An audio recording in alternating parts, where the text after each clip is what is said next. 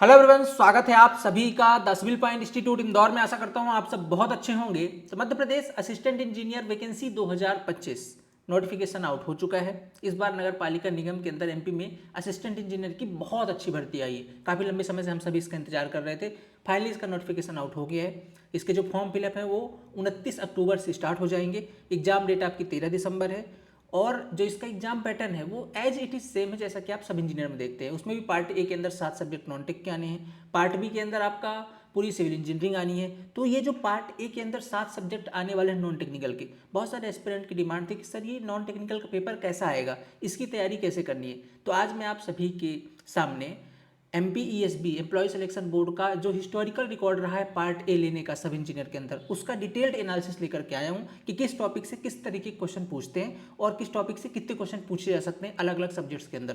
तो आज हम नॉन टेक्निकल को डिटेल्ड के अंदर समझेंगे कि हमको, मान लीजिए आप हिंदी की तैयारी कर रहे हो, इंग्लिश की कर रहे हो, तो कौन कौन से चैप्टर से क्वेश्चन आते हैं, कितने क्वेश्चन आते हैं और किस चैप्टर पर आपको ज़्यादा फोकस करना है। आज के एनालिसिस को अगर आप ध्यान से समझेंगे तो आपको निश्चित तौर पर एक आइडिया लग जाएगा कि नॉन टेक्निकल की तैयारी हमको करनी कैसे है और किस सब्जेक्ट में किस टॉपिक को प्रायोरिटी देनी है। ठीक है, तो आज के एनालिसिस इस टॉपिक पर बेस्ड होगा। तो हम वीडियो की शुरुआत करें उससे पहले, आज चूंकि दिवाली है, आप सभी को द सिविल पॉइंट परिवार की तरफ से दीपावली की हार्दिक शुभकामनाएं। मैं उम्मीद करता हूं ये आपके जीवन में असफलताओं की आखिरी दिवाली होगी और आप इस साल इतनी मेहनत करेंगे कि अगली आने वाली आपके जीवन में जितनी भी दिवालियां होंगी वो आपकी सफलता से रोशन होंगी। आप सभी को एक बार फिर दीपावली की हार्दिक शुभकामनाएं। एंजॉय कीजिए और साथ में अपनी पढ़ाई करते रहिए। ये वैकेंसी, ये अपॉर्चुनिटी हो सकता है कि आने वाले समय में फिर आपको दोबारा ना मिले, या जो पिछले कुछ साल से एस्पिरेंट तैयारी कर रहे हैं उनको नहीं मिली है। तो अगर आपको ये मिली है तो इसका फायदा उठाइए, खूब मेहनत कीजिए, सिलेक्शन लीजिए और अपने जीवन को सफलताओं की रोशनी से रोशन कीजिए। आप सभी को हैप्पी दिवाली। ठीक है, इन्हीं शुभकामनाओं के साथ अब चलते हैं अपने टॉपिक के ऊपर। हमारा टॉपिक है नॉन टेक्निकल का एनालिसिस। ठीक है, देखिए यार, मैंने इसके अंदर क्या किया, दो तरीके से एनालिसिस किया आप लोग के लिए। पहले तो मैंने एक मोटा मोटा आइडिया लिया है आपके लिए कि भाई इसके अंदर जो मान लीजिए सामान्य ज्ञान है, सामान्य ज्ञान मतलब जो जनरल नॉलेज के लगभग 14 या 15 क्वेश्चन आते हैं। अभी चूंकि ESB का पेपर है तो वेरी करते रहते, कभी 14 पूछ लिया, कभी 15 पूछ लिया।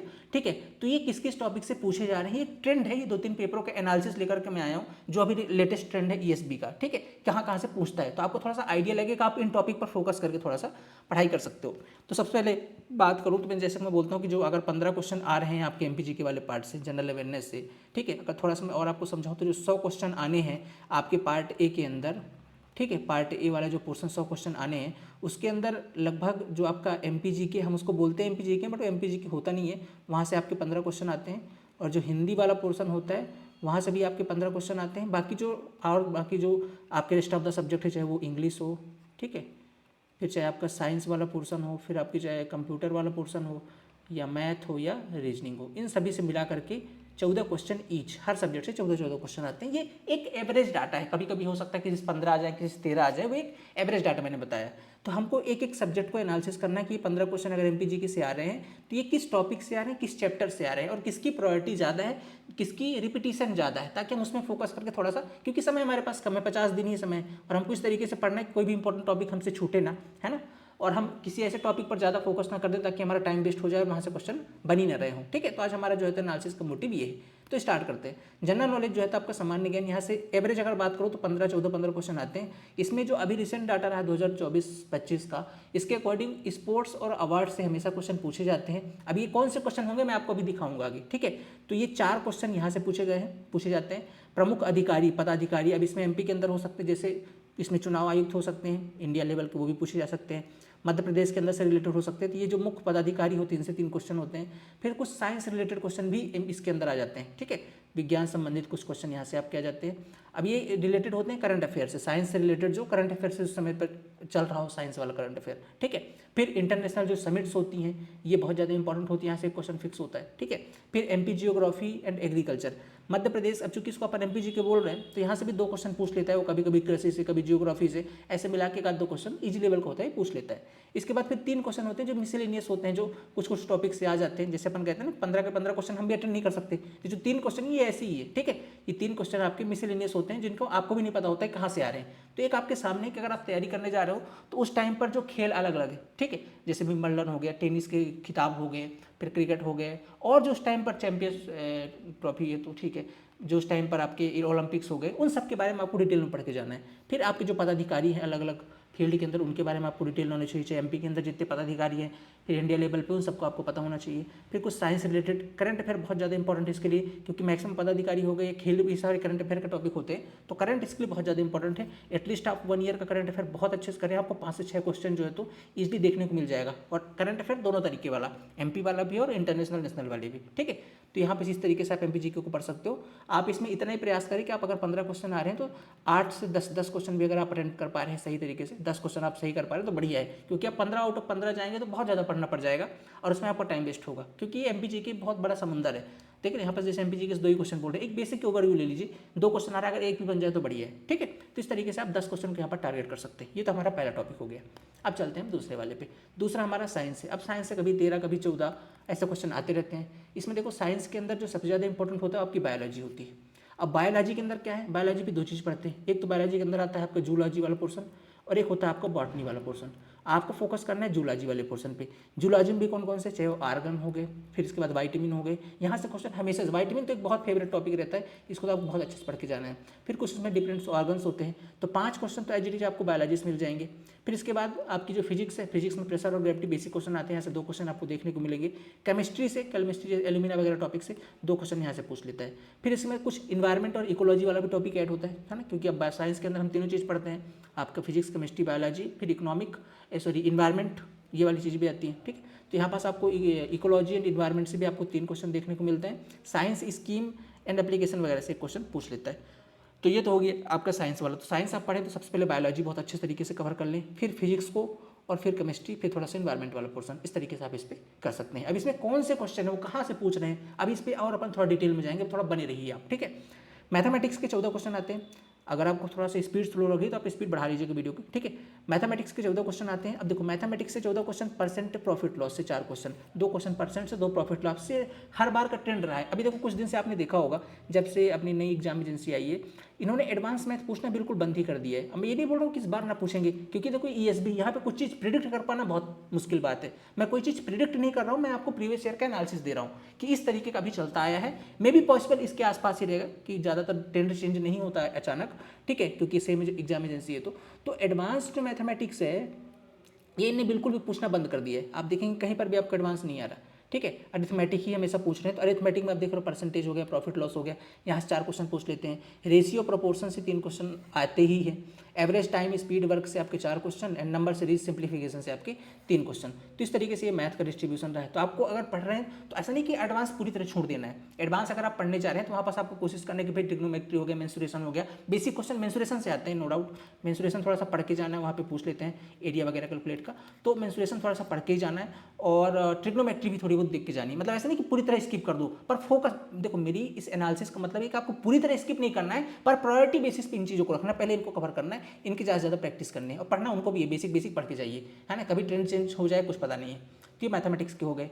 फिर चलते हैं हम लोग अगला रीजनिंग के। रीजनिंग से भी 13-14 क्वेश्चन आते हैं, ठीक है। तो ये कोडिंग डिकोडिंग से आपके 2 क्वेश्चन बनते हैं हमेशा कोडिंग डिकोडिंग से। अब इसमें कोडिंग डिकोडिंग में भी अलग अलग होती है, चाहे नंबर सीरीज से आ जाते हैं, चाहे अल्फाबेट सीरीज से आ जाते हैं, ठीक है।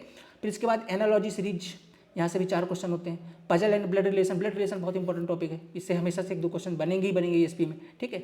ये हो गया। फिर वेन डायग्राम से 2 क्वेश्चन, फिर स्टेटमेंट एंड डायरेक्शन, ये भी बहुत इंपॉर्टेंट है, ये हमेशा क्वेश्चन, मतलब कुछ ऐसे टॉपिक जहाँ हमेशा ही पूछता है। आप कोई भी पेपर उठा लो ईएसबी का जिसमें रीजनिंग आ रही हो, स्टेटमेंट, ब्लड रिलेशन, आपका कोडिंग डिकोडिंग, ये होगा ही होगा। तो अब देखो ये ऐसे टॉपिक है ना, चाहे आपका मैथमेटिक्स हो चाहे आपकी रीजनिंग हो, ये दोनों ऐसे टॉपिक हैं कि अगर यहाँ से आपके एवरेज बात को अगर 28 क्वेश्चन पूछ रहे हैं ना, तो आप यहाँ से 25 से 26 क्वेश्चन सही कर सकते हो अगर आपकी प्रैक्टिस ठीक ठाक हो जाए, क्योंकि बहुत बढ़िया पेपर होता है। यही आपकी स्कोरिंग होगा नॉन टेक्निकल पोर्शन के अंदर, ठीक है। क्योंकि आप एमपीजीके में उतना प्रेडिक्ट नहीं कर सकते हो, आप कंप्यूटर के अंदर उतना प्रेडिक्ट नहीं कर सकते हो, ठीक है। तो आपके लिए जो स्कोरिंग वाला पार्ट है, यही 3-4 सब्जेक्ट हैं आपके, हिंदी, आपका रीजनिंग, मैथमेटिक्स, हिंदी हो गई, अगर आप इंग्लिश बैकग्राउंड से तो आपका इंग्लिश हो गया, है ना। तो ये आपकी स्कोरिंग बैकग्राउंड से, तो यहाँ से आपको 25-26 क्वेश्चन ईजिली बना सकते हो अगर आपकी इनकी प्रैक्टिस बहुत अच्छी करो। तो आप अपने जो 100 क्वेश्चन नॉन टेक्निकल के, इनको ऐसे बाइफरकेट करो कि आपको फोकस कहाँ करना है, कहाँ आप ज़्यादा स्कोर कर सकते हो। जैसे मैथ हो गया, रीजनिंग हो गई, इसके आप फिक्स टाइम कर लो कि मेरे को आधे घंटे 45 मिनट डेली क्वेश्चन लगाने ही लगाने। टॉपिक देख लिया, जो नहीं बन रहे उनके जाकर वीडियो देखना, या अगर हमारे यहाँ से आप क्रैश कोर्स पढ़ रहे हो तो आपको सारी चीज़ मिल जाएंगी, ठीक है। तो इस तरीके से आप प्रायोरिटी पे इन चीज़ों को रखो। फिर इसके बाद साइंस वाला पोर्शन हो गया, फिर आपका जो है तो हिंदी, मैं आगे बात करूँगा अभी इस पर, ठीक है। तो इस तरीके से आप इन पे कर सकते हो। आगे अगर बात कर लेते हैं अपन, 14 क्वेश्चन आते हैं अपने डायरेक्टली कंप्यूटर से, ठीक है। अब देखो कंप्यूटर में क्या आता है, कंप्यूटर के अंदर मेमोरी एंड स्टोरेज 3 क्वेश्चन, ठीक है। मेमोरी कौन सी है, स्टोरेज डिफरेंट टाइप के, वो पूछ लेता है। इनपुट आउटपुट डिवाइस हमेशा पूछता है 2 क्वेश्चन, ये आप बहुत अच्छा इसको अच्छे से तैयार कर सकते हैं, क्वेश्चन बन जाएगा। फिर आता है software operating system, HTML Excel से 4 क्वेश्चन, ठीक है। तो यहाँ पास आपको अच्छे से पढ़ना है, ये आपका विंडोज़ वगैरह से पूछ लेते हैं क्वेश्चन। फिर साइबर सिक्योरिटी AI, ये भी इस समय क्वेश्चन पूछने लग गए हैं यहाँ से, 3 क्वेश्चन आपको यहाँ से देखने को मिलेगा। फिर XML, ये सबसे मिसलेनियस से 2 क्वेश्चन आ जाते हैं। तो इस तरीके से 14 क्वेश्चन आपको कंप्यूटर में। देखो कंप्यूटर वाला टॉपिक ऐसा है ना, 2-4 क्वेश्चन ऐसा आएगा ही जो समझ में नहीं आएगा, ये पेपर का ट्रेंड रहा है हमेशा का, हम क्या लंबे समय से काम कर रहे हैं इसके अंदर, तो 2-4 क्वेश्चन ऐसा आएगा ही कंप्यूटर के अंदर। तो आप कोशिश करो कि 14 में से अगर आपसे 11-12 भी बन रहे हैं तो बढ़िया है, ज़्यादा फोकस ना करो कि यार 2 क्वेश्चन छूट रहे हैं, छोड़ने तो 2 क्वेश्चन अगर छूट रहे हैं, क्योंकि आपको स्कोर किसी, अगर आप इस 2 क्वेश्चन को पढ़ने जाओगे टाइम बहुत ज़्यादा वेस्ट हो जाएगा। आप कोशिश करो 10-11-12 क्वेश्चन बन जाए, बढ़िया है। 100% क्वेश्चन यहाँ भी नहीं बनेंगे, ठीक है। कंप्यूटर ऐसा टॉपिक ही है। अब बात कर लेते हैं इंग्लिश से। इंग्लिश उन वाले एस्पिरेंट के लिए थोड़ा ईजी होती है जो इंग्लिश बैकग्राउंड से रहते हैं, अगर उनका CBSE बोर्ड रहा है तो उनके लिए थोड़ी इंग्लिश ईजी होती है। जो हिंदी मीडियम वाले हैं उनके लिए इंग्लिश थोड़ा सा टफ होती है, तो उनको थोड़ा सा इंग्लिश पढ़ने की आवश्यकता है। यहाँ पास इडियम एंड फ्रेजेस से 2 क्वेश्चन बनते हैं, ग्रामर एंड यूसेज से 4 क्वेश्चन बनते हैं, वॉइस एंड नरेशन से 4 क्वेश्चन बनते हैं, एंड वोकेबुलरी एंड स्पेलिंग से 4 क्वेश्चन बनते हैं। इसके अंदर भी आप एनालिसिस कर थोड़ा सा देख सकते हैं किस टॉपिक पर आपको फोकस करना है, क्या आपका बैकग्राउंड है, इसके लिए अगर आप डिटेल में पढ़ लें तो और बचिए, ठीक है। तो ये तो हो गया आपका इंग्लिश वाला पोर्सन। अब थोड़ा सा अपन आगे चलते हैं, ये है हमारा हिंदी वाला पोर्शन। देखो हिंदी मीडियम वालों के लिए जो हिंदी है ना, ये बेस्ट होती है, मतलब 14-15 क्वेश्चन एवरेज आते हैं यहाँ से, 14-15 क्वेश्चन। तो इसमें आप कोशिश करो कि 14 में से 13 या ओवरऑल 100% को स्कोर भी कर सकते हो, क्योंकि यहाँ पास बहुत ईजी रहती है। आप इसको अगर 2-3 दिन में पढ़ लोगे ना अच्छे से और इसके MCQ लगा लोगे। अब इसके MCQ की एक बेस्ट बुक बता रहा हूँ मैं, आपकी लूसेंट की बुक आती है हिंदी वाली, बेस्ट बुक है, आपकी उसके लिए ले सकते हो। प्रैक्टिस आपकी बहुत अच्छी हो जाएगी, केवल आप उतना ही पढ़ लोगे ना, आपके आउट ऑफ 14 आ जाएंगे हिंदी के अंदर, ठीक है। तो ये स्कोरिंग सब्जेक्ट है, हिंदी हो गया, मैथ हो गई, रीजनिंग हो गई, थोड़ा मोड़ा साइंस का पोर्शन स्कोरिंग है, तो इस तरीके से आपको करना पड़ेगा, ठीक है। यहाँ से आपकी वर्तनी से आ जाते हैं 3 क्वेश्चन, समास कंपाउंड वर्ड 2 क्वेश्चन, उपसर्ग प्रत्यय प्रीफिक्स सफिक्स से 5 क्वेश्चन, पर्यायवाची सिनोनिम से 1 क्वेश्चन, और वाक्य संरचना सेंटेंस पार्ट जो होता है वहाँ से 3 क्वेश्चन आ जाते हैं, ठीक है। इस तरीके से 14 क्वेश्चन का वेरिएशन होता है। अब चलते थोड़ा सा हम लोग, अब देखो अभी तक हमने क्या किया, अभी तक हमने इनको शॉर्ट में समझा, जैसे वर्तनी से 3 क्वेश्चन आ गए। अब ये क्वेश्चन कौन से लेवल के, थोड़ा अगर आप ये देख लें थोड़ा और आइडिया लग जाएगा, ठीक है। तो एक बार अगर अच्छे से इसको समझ लें तो सबसे पहले चलता हूँ मैं MPG के अंदर। MPG के अंदर मैंने आपको 14 क्वेश्चन बताए। अब ये किस किस टॉपिक से आए थे, थोड़ा सा ये आइडिया, क्योंकि अपन ने बात कर लिया पुरस्कार की, अब वो पुरस्कार किस लेवल के पुरस्कार हैं, कहाँ दिए गए हैं, तो थोड़ा सा और डिटेल में एनालिसिस अपन कर पाएंगे, तो मैं भी आपके लिए लेकर के आया हूँ, ठीक है। तो एक बार इसको और देख लीजिए तो आपको थोड़ा सा कंफर्म आइडिया लग जाएगा हमको पढ़ना कहाँ से और किस तरीके से पढ़ना है।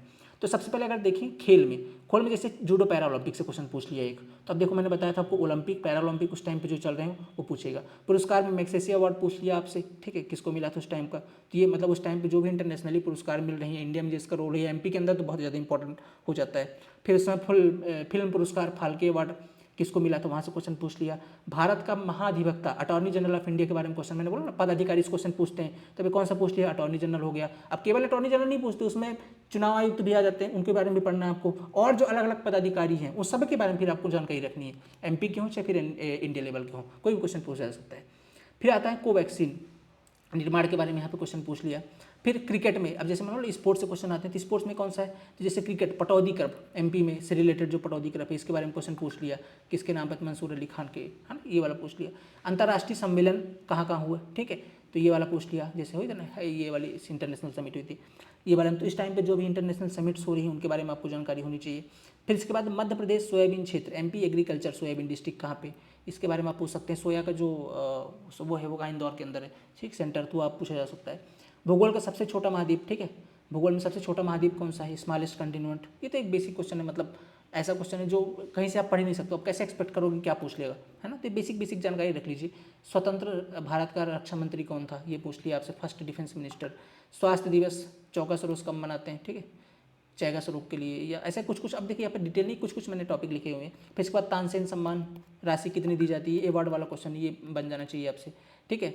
फिर इसके बाद आपका ये एग्रीश्योर फंड से रिलेटेड था। फिर कुछ मुख्य चुनाव आयुक्त, जैसे मैंने बोला ना पदाधिकारी 2 पूछ लिया, एक तो महाधिवक्ता पूछ लिया था और आपका महाचुनाव आयुक्त। देखो ऐसा नहीं कि यही पूछेगा, जस्ट एक आइडिया दे रहा हूँ, आप समझो मेरी बात को, ऐसा नहीं कि पैरालंपिक बोल जाए पैरालंपिक रट्टी ऑफ दैट्स इट।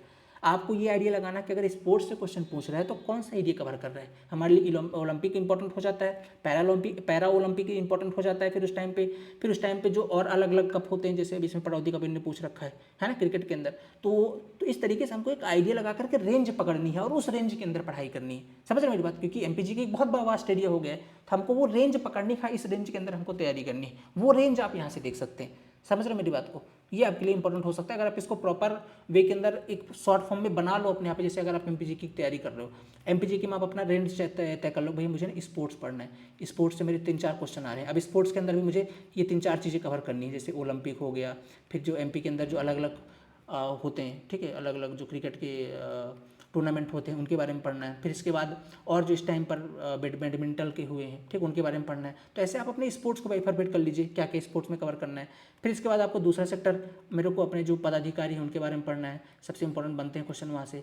फिर ऐसे करके आप अपने आप को बाइफरकेट करिए, जैसे 5-7 पॉइंट बनाइए और उन्हीं के बारे में उसी के बीच में स्टडी कीजिए। इसी से आपके 10-12 क्वेश्चन आ जाएंगे। इस तरीके की बात कर रहा हूँ मैं, ठीक है, एक जनरलाइज्ड आइडिया, ताकि आपको लगे कि पढ़ना क्या है एक्चुअल में, ठीक है। इसके बाद आते हैं अंग्रेजी में। अब अंग्रेजी में कैसा क्वेश्चन पूछा गया, तो ईडीएम से था, एक सेंटेंस इंप्रूवमेंट से था, ठीक है। इसके बाद फिर वर्ब यूज ग्रामर से था, फिर डायरेक्ट टू इनडायरेक्ट नरेशन से था, सिनोनिम से था, करेक्ट स्पेलिंग थी, एक्टिव पैसिव वाइज से क्वेश्चन आ गया, सेंटेंस अरेंजमेंट सेंटेंस फॉर्मेशन से था, पैसिव एक्टिव वाइज था, वन वर्ड सब्सटीट्यूशन से था, sentence error, idiom meaning phrases के से क्वेश्चन थे, सिनोनिम से थे, इनडायरेक्ट नरेशन से था, ठीक है। तो इस तरीके से अब इसको थोड़ा सा और अगर आपको डिटेल में देखना है तो आप इसके लिए इसके जो प्रीवाईक्यूज हैं, अभी 2024 में जो एमपी सब इंजीनियर का पेपर हुआ है, आप उसको उठाइए, एक बार देखिएगा पेपर को। या अभी जो रिसेंट हो रहे हैं इस साल 2025 के अंदर जो ईएसबी पेपर ले रहे हैं, उनके वेबसाइट पे आ गए होंगे, उठाइए और देखिए कि पैटर्न क्या है, लेवल क्या है क्वेश्चंस का, ठीक है। क्योंकि नॉन टेक्निकल के अंदर ज़्यादा चेंजेस देखने को नहीं मिलते हैं, तो इस तरीके से आप एनालिसिस करके पढ़ेंगे तो बहुत अच्छा कर सकते हैं नॉन टेक्निकल के अंदर, ठीक है। क्योंकि बहुत सारे एस्पिरेंट का सिलेक्शन रोकने का सिर्फ ये जिम्मेदार है नॉन टेक्निकल पोर्सन, क्योंकि हमको इंजीनियर है, हमको टेक्निकल तो बहुत अच्छा आता है, हमने गेट दे रखी है, इससे पहले हमने डिफरेंट एग्जाम की तैयारी कर रखी है, तो हमको नॉन टेक स्ट्रॉन्ग करने के लिए हम कम टाइम में अच्छे तरीके से एनालिसिस करके पढ़ें, ठीक है। बाकी अगर आप हमसे जुड़ करके पढ़ेंगे तो टीम तो हमारी प्रॉपर एनालिसिस करके पढ़ाई दी है आपको। फिर आ जाते हैं थोड़ा सा साइंस के अंदर जैसे प्रेशर एंड हाइट एल्टीट्यूड से था, ठीक है। फिर एमिशन में जो नोबेल प्राइज किसको मिला ऐसा क्वेश्चन था। फिर ग्रेविटेशनल फोर्स, एक्वाटिक बायोमास से था, ठीक है। फिर स्वजल धारा योजना क्या है, विटामिन के से पूछ लिया, लाइसोसोम से पूछ लिया, ठीक है। मैटर टू एनर्जी, लार्जेस्ट जो सबसे बड़ी झील है, ठीक है, सलाइन झील, उसके बारे में पूछ लिया, सलाइन लेक। फिर आज का बवंडर क्या होता है, टोरंटो डिफिनीशन पूछ लिया, एल्यूमिना क्या चीज़ है, ठीक है। फिर इसके बाद खाद्य पदार्थ, फूड चैन से पूछ लिया, विटामिन सी जो घुलनशील मतलब क्वेश्चन पूछ लिया, कौन सा विटामिन सी जो सॉल्यूबल होता है, तो ये विटामिन सी हो गया। कोपोल्यूटेंट गैस के बारे में, तो इस तरीके से ये इसके क्वेश्चन थे, ठीक है। एक नज़र रख लीजिए, इनके स्क्रीन शॉट आप लोग ले लीजिएगा। अगर आप इनको वो चाहिए कि मतलब आपको इनकी पीडीएफ चाहिए रखने के लिए, तो इसके नीचे एक व्हाट्सएप ग्रुप का लिंक है, आप उसको ज्वाइन कर लीजिएगा, वहाँ पर मैं इसे शेयर कर दूंगा, ठीक है। फिर आता है कंप्यूटर ज्ञान की बात। कंप्यूटर में क्या क्या पूछा, देखो बिट और निबल के बारे में क्वेश्चन था, ठीक है, सबसे छोटी यूनिट क्या होती है वो सब पूछ लिया होगा। इनपुट डिवाइसेस के बारे में क्वेश्चन था, ऑपरेटिंग सिस्टम से था, फ्लैश मेमोरी से थी, स्टोरेज डिवाइसेस कौन कौन सी हैं, HTML स्टैंडर्ड कलर्स के बारे में, एक्सेल शॉर्टकट के क्वेश्चन आते हैं। एक्सेल देखो, पावर पॉइंट, एक्सेल, वर्ड, 3 से शॉर्टकट तो पूछते ही हैं, थोड़ा सा इनके एक आध क्वेश्चन आ जाते हैं शॉर्टकट से हमेशा, तो कुछ इंपॉर्टेंट शॉर्टकट याद रख लीजिएगा।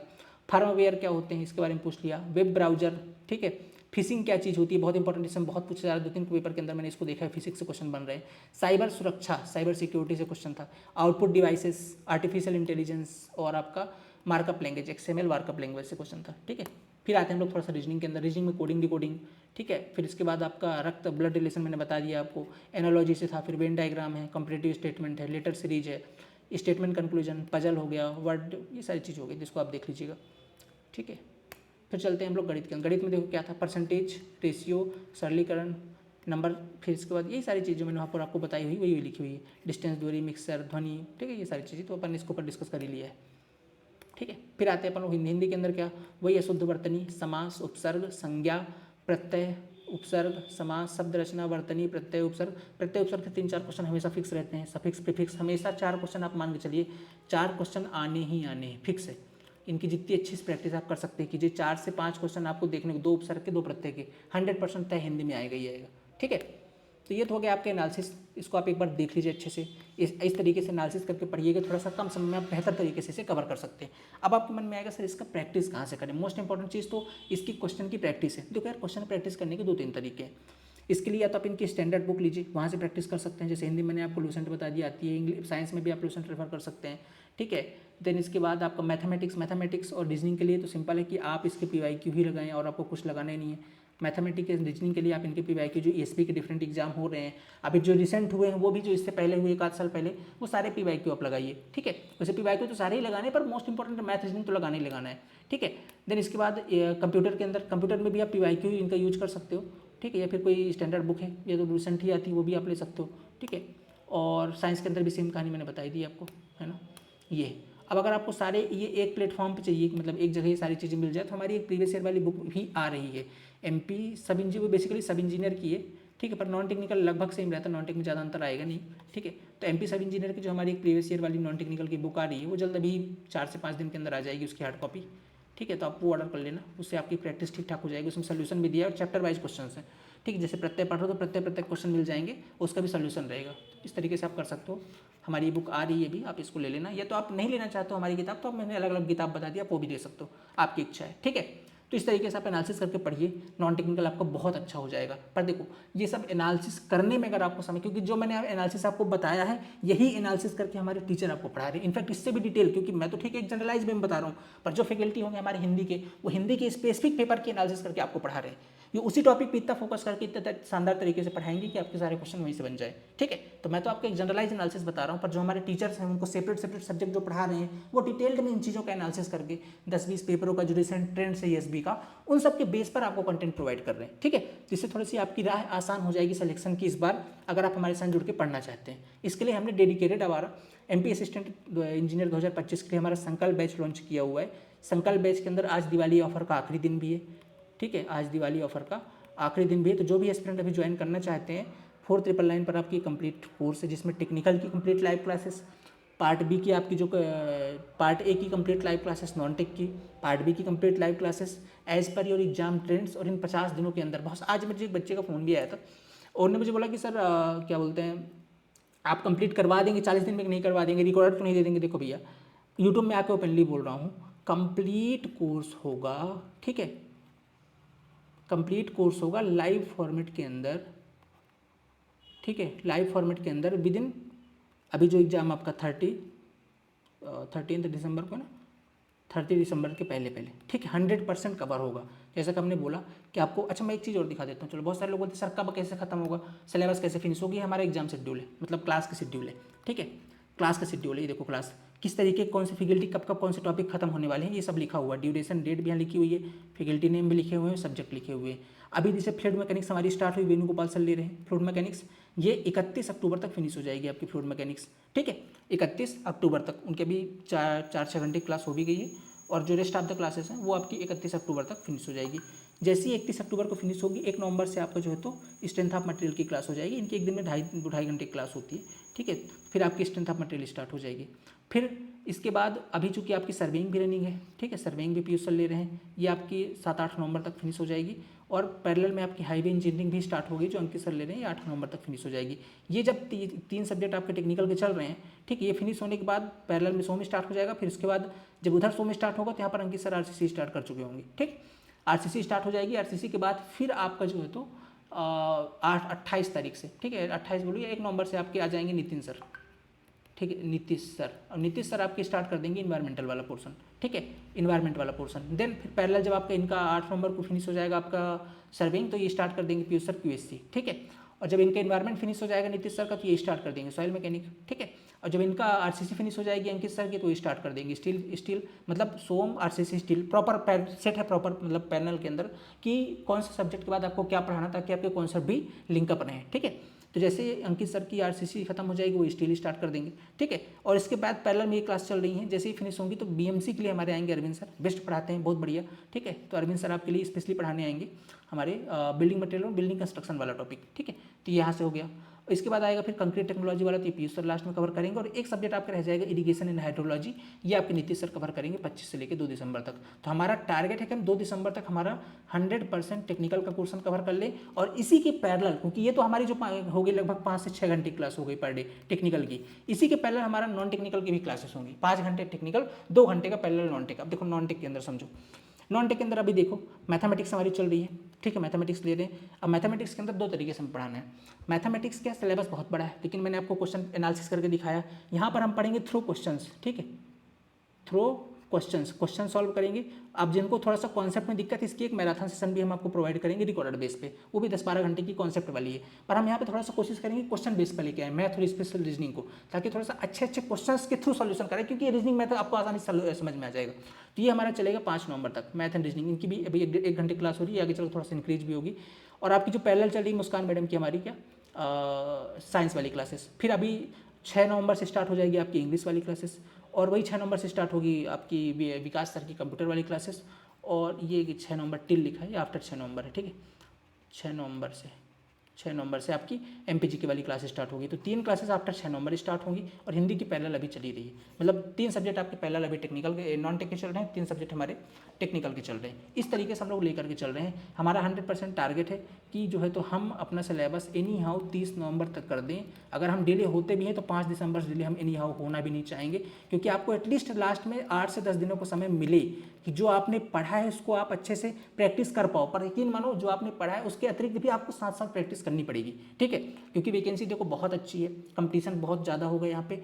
और कंपटीशन ऐसा ज़्यादा नहीं होगा, मतलब बहुत सारे एस्पिरेंट आ रहे हैं, रियल में कुछ एस्पिरेंट है जो सीरियस तरीके से तैयारी कर रहे हैं। अगर आप अपने आप को डेली 8 से 10 घंटे ये 50 दिन तक दे सकते हैं पढ़ाई के लिए, 50 दिन तक, तो आप यकीन मानिए कि आप SDO बन सकते हैं। नेक्स्ट आने वाले 4 से 5 महीने के अंदर आपको ज्वाइनिंग मिल जाएगी, ठीक है। और टीम आपके पास बहुत अच्छी, बहुत बढ़िया पढ़ा रही है, ठीक है। सभी एक्सपर्ट टीचर्स आपने देख ली, सारी टीम को मिला दिया मैंने, टेक्निकल भी दिखा देता हूँ, ठीक है। वेणुगोपाल सर हैं, पीयूष सर हैं, अंकित सर हैं, नीतीश सर हैं, अरविंद सर हैं, सारे एक्सपर्ट टीचर्स हैं। 5 तो आपको टेक्निकल के अंदर फैकल्टीज हैं, ठीक है, 6 आपको नॉन टेक्निकल के अंदर फैकल्टीज है, ठीक है, जो प्रॉपर वे के अंदर आपको क्रैश कोर्स फॉर्म पे। अब वही आज एक स्टूडेंट का फोन आया, मुझे बोले सर आप सिलेबस करवाओगे नहीं करवाओगे। भैया देखो, आप अगर 10 सिविल पॉइंट से पहली बार जुड़े, हो सकता है आपको थोड़ा सा बिलीव ना हो। हम किसी भी बैच के अंदर अगर जाते हैं, फिर ये डिपेंड नहीं करता कि कितने बच्चे आ रहे हैं नहीं आ रहे हैं, वो अलग मैटर है। अगर आपने हमारे यहाँ ज्वाइन कर लिया तो आपको कंटेंट मिलेगा उसी क्वालिटी के साथ और बहुत शानदार फैकल्टीज के साथ। तो फैकल्टीज मैंने आपको दिखा दी, यही टीचर्स हमारे ये सारे सब्जेक्ट कवर करेंगे, और टिल एग्जाम तक आपको बहुत शानदार कंटेंट हम प्रोवाइड करेंगे, ठीक है। आप यकीन मानिए, हमने सब इंजीनियर में बहुत सारे सिलेक्शन दिए 2022 में, 2024 में, ठीक है, और ई के अंदर भी, और प्रिंसिपल में आपने देखे रखा है। तो आप बिल्कुल इस चीज़ के लिए निश्चिंत रहें कि कंटेंट आपको कैसा मिलेगा। कंटेंट आप जितना नहीं सोच रहे उससे बेहतर हम प्रोवाइड करेंगे, ठीक है। जितना बोल रहे हैं उससे ज़्यादा प्रोवाइड करेंगे, उससे बेहतर देंगे। अगर आप सिर्फ मेहनत कर लेते हो, एस्पिरेंट जैसे बोलते हैं कि सर हमको क्या इसके अलावा, देखो इसके अलावा आपको मेहनत तो करनी पड़ेगी, नो डाउट। जो हम यहाँ पढ़ा रहे हैं उसके अलावा पढ़ना तो पड़ेगा। क्या पढ़ना पड़ेगा? MCQ। जैसे हम यहाँ पे अभी जो टीचर्स हमारे क्लास ले रहे हैं, ये आपको क्या पढ़ा रहे हैं, ये आपको क्रैश कोर्स फॉर्मेट पे भी थ्योरी कवर कर रहे हैं, ठीक है। लास्ट में आपको MCQ भी करवा देंगे 100-150 क्लास के अंदर। पर क्या उतना सफिशिएंट होगा? बिल्कुल भी नहीं। भाई आपको सिलेक्शन चाहिए तो एटलीस्ट हर सब्जेक्ट के 500-700-800 MCQ लगाने पड़ेंगे, है ना। वो कैसे लगाइएगा? वो आपको अपनी से सेल्फ रिकमेंडेड, जो हमारे टीचर्स आपको बुक करें रिकमेंड करेंगे, ठीक है, उनको आपको लेना है, और आपको जो है तो सेल्फ प्रैक्टिस करनी है, प्रैक्टिस करनी पड़ेगी, रिविजन करना पड़ेगा। आप अगर सोचें कि 100% हमारे एफर्ट से आपका सिलेक्शन होगा, भैया हम जो एफर्ट लगा रहे हैं वो केवल आपके लिए नहीं लगा रहे हैं, आपके अलावा और भी कितने 100 बच्चे आएंगे जो हमारे बैच के अंदर पढ़ रहे होंगे। आपका ही क्यों सिलेक्शन होगा? क्योंकि उसमें आपकी भी जो मेहनत है, आपके खुद का जो मेहनत है वो जुड़ी होगी, इसलिए आपका सिलेक्शन होगा। तो आपको खुद की मेहनत करनी पड़ेगी, नो डाउट। आपको खुद से प्रैक्टिस करनी पड़ेगी, और ये प्रैक्टिस के लिए बुक हम रिकमेंड कर देंगे। कौन सी बुक आपको पढ़नी है वो बुक आप ले लीजिए और बढ़िया तरीके से प्रैक्टिस कीजिए। हाँ, बुक के लिए बहुत सारे स्टूडेंट बोलते हैं, देखो यार इसके अंदर बोलते हैं क्या सब इंजीनियर क्वेश्चन लगाएं। देखो सब इंजीनियर लगाओगे तो हो सकता है 30-40% क्वेश्चन बन भी जाएँ, 50% बन जाएँ, पर आपकी पार नहीं लगेगी, सिलेक्शन नहीं होगा। थोड़ा सा लेवल अप करने पड़ेंगे। लेवल अप कैसे करिएगा? लेवल अप एटलीस्ट आप ए के क्वेश्चन लगाइए, ए लेवल के क्वेश्चन लगाइए, MPA के सारे क्वेश्चन लगा डालिए पहले तो। क्योंकि देखो कभी भी अभी तक जो ट्रेंड रहा है, मैंने देखा है अभी तक MP सब इंजीनियर में तो ESB ने बिल्कुल भी मेहनत नहीं करी, as it is copy paste की अलग अलग वेबसाइट से। अब वेबसाइट के अंदर A लेवल क्वेश्चन मिलना बड़ा मुश्किल काम है ना, क्योंकि चलो A1 लाइनर क्वेश्चन तो मिल भी जाते हैं, सब इंजीनियर में दे दिया उनने, ठीक है, और इतना ईजी पेपर A के बना नहीं सकते हैं। तो ये क्या करेंगे, हो सकता है किसी अलग अलग एग्जाम के प्रीवियस ईयर पेपर को पिक करेंगे, अलग अलग एग्जाम के A के। तो पहली प्रायोरिटी होगी इनके MPA। तो आप MPA के पिछले 4-5 साल के जो पेपर इनको लगा लो, और अगर नहीं मिल रहा है तो 10 पॉइंट एक ऐप के अंदर इनकी ई बुक आपको मिल जाएगी 2-3 दिन के अंदर, अभी रेडी हो रही है। तो आप ई बुक ले सकते हो, इसमें सारे क्वेश्चन के भी सोल्यूशन मिल जाएंगे आपको सब्जेक्ट वाइज। तो आप MPA की वाले क्वेश्चन लगा सकते हो पहली प्रायोरिटी पे। इसके अतिरिक्त और भी क्वेश्चन आपको लगाने, क्योंकि ज़्यादा क्वेश्चन तो है नहीं, अभी ट्रेंड भी चेंज हो गया। पहले मेंस होता था, केवल MCQ हो रहा है। जब से MCQ पेपर हो रहा है तब से 4-5 तो पेपर ही हुए, तो 400-500 तो क्वेश्चन ही है हमारे पास, है ना। तो उत्तर में तो होगा नहीं कुछ, हमको और क्वेश्चन चाहिए। तो और आप थोड़ा सा अलग अलग स्टेट के एई की तरफ जा सकते हो। ये तो आप रिकमेंड करो तो आप यूथ लगा लेना, यूथ की जो एई वाली बुक आती है उसमें खैर क्वेश्चन बहुत सारे हैं। हमको यहाँ पे एग्जैक्ट क्वेश्चन 3 से 4,000 क्वेश्चन, 5,000 क्वेश्चन ऐसे चाहिए जो इस पर फोकस हो। तो मैं थोड़ा सा और रिसर्च करके आपको बता दूंगा नेक्स्ट वीडियो के अंदर कि कौन सा किताब आपके लिए बेस्ट रहेगी इसके अंदर, ठीक है। पर फिलहाल आप MPA पे फोकस रहो, इस पर तैयारी करो। और अगर थोड़ा और करना है तो SSC लगा सकते हो, क्योंकि लगभग इस समय SSC का लेवल अच्छा है। खासकर अगर मेंस का लगाओ तो और ज़्यादा अच्छा है। मेंस का जब से पेपर होना स्टार्ट हुआ है MCQ वाला, वो क्वेश्चन अच्छे आ रहे हैं, तो उसका लगा लो तो और बढ़िया, मतलब CBT 2 वाला, ठीक है। तो इस तरीके से आप कर सकते हो। और बाकी क्रैश कोर्स तो हमारा चल ही रहा है टिकट के साथ। टीचर्स हमारे इतना तो कवर कर ही देंगे आपको कि यार उसके अलावा आपको पढ़ने की आवश्यकता नहीं पड़ेगी। ये 50 दिन बढ़िया तरीके से आपको कंटेंट मिल जाएगा, डेडिकेटेड तरीके से आप पढ़ेंगे तो सिलेक्शन हो जाएगा, ठीक है। और अभी आज दिवाली ऑफर भी चल रहा है, तो आप 10 विल पॉइंट एप्लीकेशन से जा करके ये कंप्लीट बैच ज्वाइन कर सकते हैं। हाँ, इसमें एक दिक्कत आपको जरूर हो सकती है अगर आप डिले कर दें, क्योंकि देखो बैच स्टार्ट हुए 2 दिन हो चुके हैं। अब 2 दिन की क्लास ऑलरेडी आपके ऊपर एक बर्डन है, ठीक है। अब आज और कल से हमारी क्लास, आज क्लास थोड़ा सा स्टॉप है, आज एक की क्लास चलेगी रात में बस अंकित सर की, सभी दिवाली पे सेलिब्रेट कर रहे हैं। तो कल से फिर से एक बार क्लास स्टार्ट हो जाएंगी। अगर आप तैयारी करना ही चाहते हैं, समझिए मेरी बात को, तो प्लीज़ अब डेमो आ चुके हैं, देख करके ज्वाइन करके तैयारी स्टार्ट कर दीजिए। जितना डिले करेंगे उतना आपके ऊपर बर्डन है, मेरे ऊपर नहीं है। हम तो पढ़ाएंगे ही पूरा, ठीक है, पर डे जो 7-8 घंटे की क्लास हो रही हैं ये आपके ऊपर एक्स्ट्रा बर्डन बना के जा रही हैं। समझ रहे हो मेरी बात को। और आप में तो कोई इसमें है भी नहीं यार, अगर एक बार मेहनत कर लोगे ये नहीं निकला तो कम से कम सब इंजीनियर तो 100% ही निकल जाना है। और ये पहली बात तो इसी पे फोकस करो, ये तो इससे अच्छी वैकेंसी तो कुछ है नहीं, ठीक है। तो अभी तो आपके पास टाइम भी है, समय है, तो पहले दिन से करो। जब तैयारी करनी है तो पहले दिन से करो, समय के साथ कीजिए, ठीक है। और आज सबसे अच्छा टाइम, दिवाली भी ज्वाइन करके और अपनी तैयारी शुरू कर सकते हैं। इसके बाद भी अगर कोई डाउट है आपके मन में, कोई शंका है, तो कॉलिंग नंबर से हमारे इन नंबर पर आप कॉल व्हाट्सअप कर लीजिए। टीम आपको प्रॉपर हमारी गाइड कर दी किस तरीके से तैयारी आपको करनी है, ठीक है। चलिए मिलते हैं नेक्स्ट लेक्चर के अंदर। आई होप आपको ये एनालिसिस पसंद आया होगा और इसकी PDF में शेयर कर दूँगा, व्हाट्सएप ग्रुप आप ज्वाइन कर लीजिएगा। Thank you so much, have a nice day.